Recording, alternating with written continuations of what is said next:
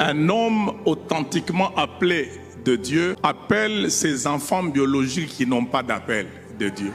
C'est une vérité. Et souvent, c'est par souci de contrôler la machine qui commence à produire beaucoup. Il faut prendre les enfants et les mettre tout autour de ces choses-là, même s'ils n'ont pas d'appel. La réalité et la vérité, c'est qu'un enfant d'un appelé de Dieu, qui a un appel, il a droit à l'appel de son père aussi, non? Si son père est pasteur, où est-ce qu'il va aller travailler? Parce que parfois les brebis nous mettent en difficulté. S'il travaille chez son père, oh non, ce sont les affaires de famille. S'il ne travaille pas chez son père, comment est-ce que son père a une église mais lui ne travaille pas là? Vous voyez ces dilemmes-là? Est-ce que vous savez qu'à un certain moment, les affaires de Dieu peuvent visiblement prendre la forme de la famille, mais c'est des affaires spirituelles.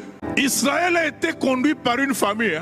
C'est écrit dans les psaumes, il les a dirigés par Moïse, Aaron et Marie. Ils sont de quelle famille?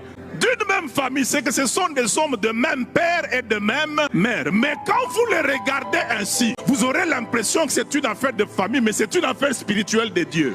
C'est que ça n'empêche pas à Dieu d'appeler les gens d'une même famille. Mais si celui qui est appelé commence à approcher les non-appelés de la famille à la chose de Dieu, il commence à la détruire. C'est un piège pour les générations futures et c'est un piège pour les destinées des non-appelés, mais qui viennent toucher à la chose de Dieu. Elle est sacrée.